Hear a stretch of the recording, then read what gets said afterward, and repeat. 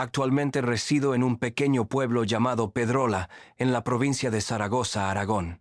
Para que se hagan una idea, es un lugar tranquilo en medio de la nada, donde todavía se pueden dejar las bicicletas en la calle y las puertas abiertas sin temor a los ladrones.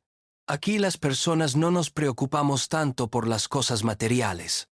En este pueblo viven algunos familiares míos, entre ellos mis abuelos, en una masía a las afueras. Estas son las dos razones principales por las que decidí mudarme a Pedrola, además de las oportunidades de trabajo rural que ofrece. Es un pueblo de campo, así que como podrán imaginar, muchas de las personas que viven aquí, la mayoría ancianos, siempre tienen alguna historia que contar sobre seres de la zona o alguna bruja solitaria. Creo que en algún momento, en el futuro, yo también terminaré como uno de esos abuelos con muchas historias para contar a los jóvenes. Mi experiencia comenzó la semana en que me mudé. El miércoles 17 de julio de este año, llegué en autobús con poco equipaje, principalmente ropa y algunos objetos personales. Mi casa era una pequeña masía que había pertenecido a una pareja de madrileños que la compraron para escapar del bullicio de la capital. Llevo escuchando relatos de misterio desde hace 3 años, y no pude evitar recordar varias historias en las cuales los dueños anteriores de una casa resultaron ser hechiceros o miembros de alguna secta. Esto me generaba ciertas dudas y un poco de escalofríos, aunque esa inquietud desapareció el día en que compré la casa, quizás por la alegría de estar cumpliendo mis sueños, o tal vez por algo más. Después de llegar a la masía, coloqué mis cosas en su lugar, organicé la ropa y limpié un poco. Luego me dispuse a hacer algunas compras en el pueblo para tener algo con que llenar la despensa y acondicionar mi nueva casa. Fui a un comercio en la calle Mayor, cerca de la plaza, que por suerte no estaba lejos de mi hogar. Me atendió una señora de unos 70 años aproximadamente, con quien me hice amigo en pocos días. La señora Carmen, o Carmencita como comencé a llamarla de cariño, era una de esas abuelitas que siempre tienen una sonrisa, que siempre te tratan bien y que conocen a todo el pueblo. Habrá sido en mi tercera o cuarta visita al comercio cuando le hablé por primera vez de mi vida, de mis hermanos, de mis padres, mi familia, la universidad y mi amor por el campo. Al final de la charla, me ofreció una especie de servicio de reparto que estaba haciendo su nieto Javi para juntar unos ceros y así poder pagar un pequeño viaje con su instituto. Encantado le dije que si necesitaba algo llamaría a su nieto, y entonces me pidió la dirección de mi casa. Vivo aquí a la vuelta, en la masía al final del camino de San Pedro, le dije. Los madrileños me la dejaron hace unos días. Carmencita, que estaba de espaldas buscando un papel para anotar mi dirección, se volteó lentamente para verme, y con una expresión de duda en el rostro y una sonrisa nerviosa, me dijo, ¿puedes repetirme dónde? Cuando le repetí la dirección, su expresión cambió a una de preocupación y algo de miedo. La verdad, eso me desconcertó. Nunca había visto a esa viejita así. Por supuesto, le pregunté que por qué ponía esa cara. Ahí vivían los Martínez, los madrileños. Sí, los que te la vendieron a ti, me comenzó a decir algo nerviosa. Le respondí que sí, y ella, casi sin dejarme terminar, se apresuró a contarme quién vivía antes. Esa casa no fue siempre de ellos, ni la mandaron a ser ellos. Tu masía es una de las construcciones más viejas del pueblo. Debe de tener al menos 90 años. Verás, cuando era niña, tendría unos 12 o 13 años. Mi padre siempre nos decía a mis hermanos y a mí que no pasáramos por ahí, ni siquiera si era el único camino.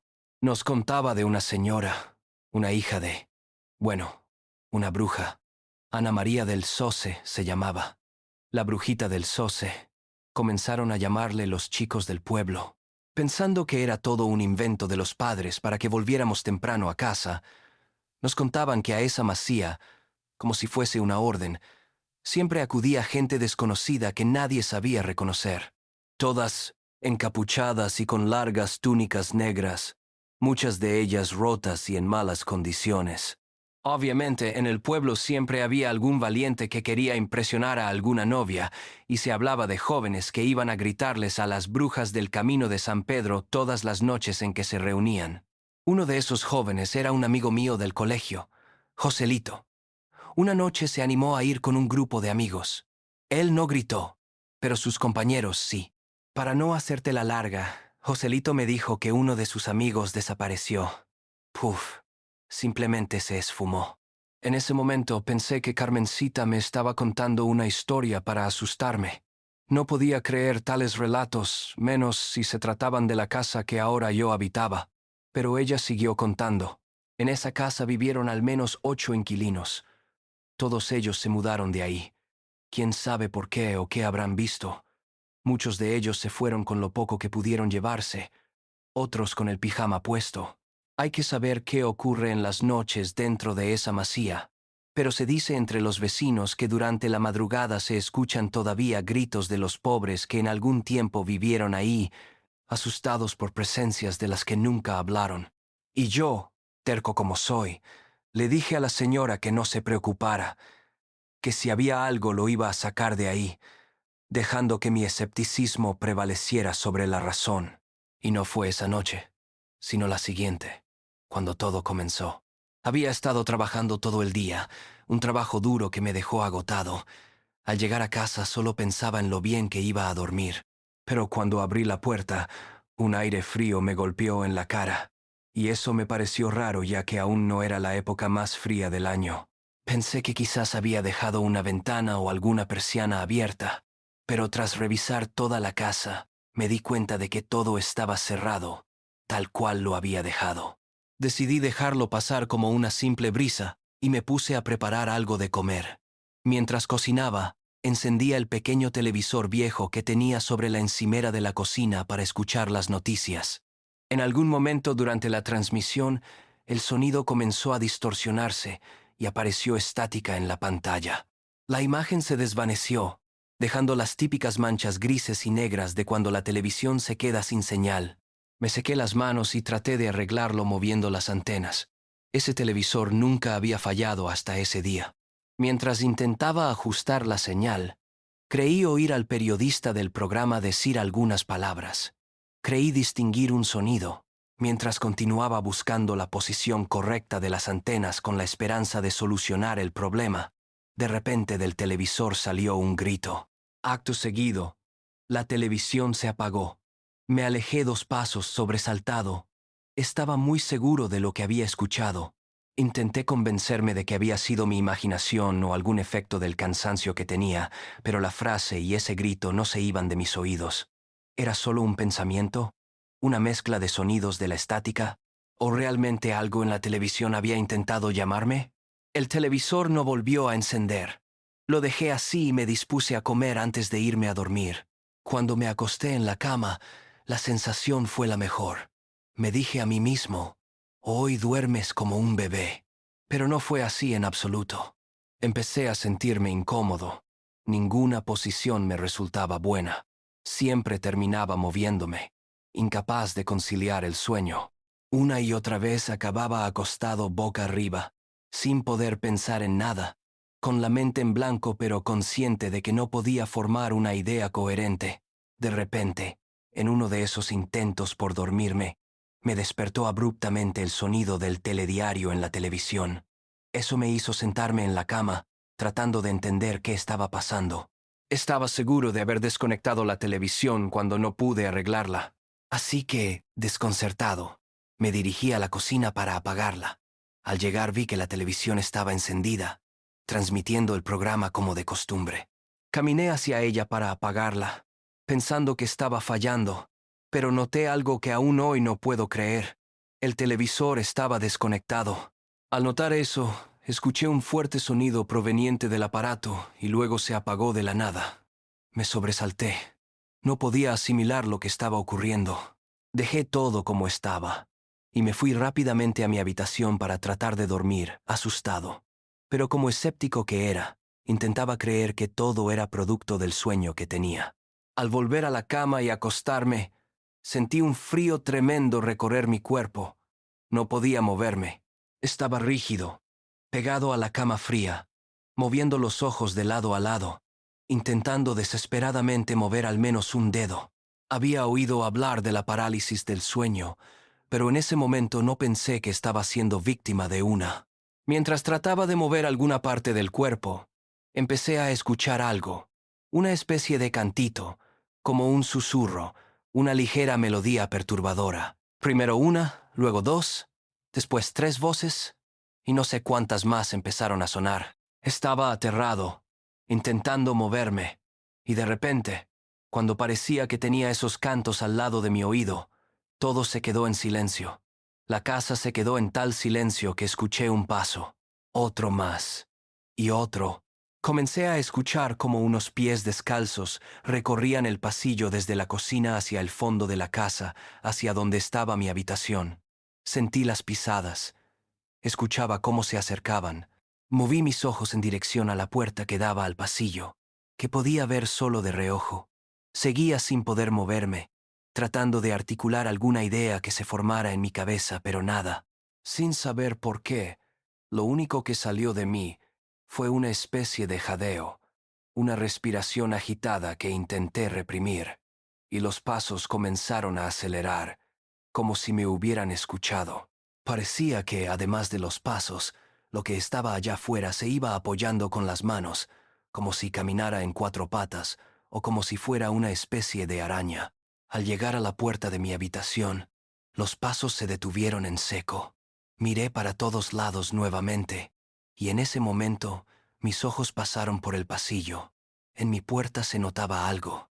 Alcancé a ver una silueta, una mujer, mitad de su cuerpo asomado por detrás del marco de la puerta, mirando hacia adentro de la habitación. No se distinguía nada. Estaba oscura. Solo era la forma negra de algo que estaba entrando en el cuarto. Desesperado noté cómo esa cosa se empezaba a meter más y más en la habitación, cómo se iba dejando ver hasta que todo su cuerpo entró. Cuando estuvo a escasos metros, pude notar que era una vieja, una horrenda vieja altísima. A pesar de la prominente curva de su espalda, llevaba una manta que le cubría el cuerpo, de la cual se asomaban dos brazos huesudos y blancos que terminaban en dos manos en igual condición. Su pelo gris y sucio cubría partes de su cara, igual de podrida que sus extremidades. Aparté la vista de esa cosa y terminé mirando hacia el costado opuesto, pero para mi mala suerte noté cómo se empezaba a acercar cada vez más y más. Sentí su respiración al lado mío. Mi oreja se puso fría. Estaba aterrorizado. No sabía qué hacer. Comencé a desesperarme más de lo que ya estaba. Esa cosa comenzó a decir algo. Empezaba a articular palabras. Decía algo que no entendía y supuse que era algún tipo de rezo o algo así. En ese conjunto de palabras reconocí algo que me hizo reaccionar. Vas a venir conmigo, seguido de más susurros, más rezos. Luego de escuchar eso, como si recién pudiese recordar todo, comencé a pensar en el Padre Nuestro, en el Ave María. Empecé a rezar como nunca antes, con mucha fe, con mucha intensidad. Cuando estaba terminando el rezo, cerré fuerte los ojos. Recé mucho más fuerte si se puede, por última vez, y cuando los abrí de nuevo, esa cosa ya no estaba. Se había esfumado del cuarto. Solo quedó frío y un fuerte olor a tierra húmeda, que me hacía doler la nariz. Luego de ese suceso, llevé un crucifijo a la sala e intenté conciliar el sueño en el sofá, pero me fue completamente inútil. Amaneció antes de que pudiera dormir. Estaba muy cansado. No me presenté a trabajar ese día, lo que llevó a mi patrón a venir a ver si todo estaba bien conmigo. Cuando abrí la puerta, noté una especie de sonrisa burlona en su cara, para luego preguntarme si había dormido bien. Le expliqué todo y, sin palabras, me contestó que no me preocupara, que no iba a pasar nada con el trabajo. Antes de hacer nada más, le pedí a mis tíos si podía mudarme a su casa, al menos por un tiempo. Les dije que después les explicaría por qué. Por suerte no se negaron, y me permitieron llevar mis cosas a su masía para poder descansar ahí por un tiempo. Antes de que diera la noche, me mandaron al comercio a hacer unas compras. Ahí me encontré de nuevo con Carmencita. La viejita me miró con cara de conocer mi situación, con una especie de sonrisa cómplice. Me preguntó cómo me sentía y sin que yo le dijera nada, me dijo: antes de comprar una casa, pregunta siempre por el dueño original. sin importar qué tan barata te la vendan y qué tan tentadora sea la oferta. Obviamente notó mi cansancio, y solo se apresuró a traer las cosas que había comprado para irme a descansar a la masía de mis tíos. Actualmente estoy con ellos en la masía, con mi familia. Gracias a ellos puedo dormir tranquilo, y hasta me ofrecieron vivir con ellos ayudando con los gastos de la casa, lo cual agradezco profundamente. Voy a poner en venta esa masía que me atreví a comprar, esa casa que espero alguien pueda limpiar realmente. No pienso volver nunca por ahí, al menos no solo. No sé qué es lo que habita ese lugar, si es el espíritu de la bruja, si es un fantasma o algo más, una aparición, no lo sé. Pero espero que nadie llegue a comprar una casa sin saber qué tipo de actividades se realizaban ahí. Esa fue mi historia. Bastante predecible, diría yo, bastante recurrente seguramente, pero de verdad sucedió. Y espero que sirva de advertencia.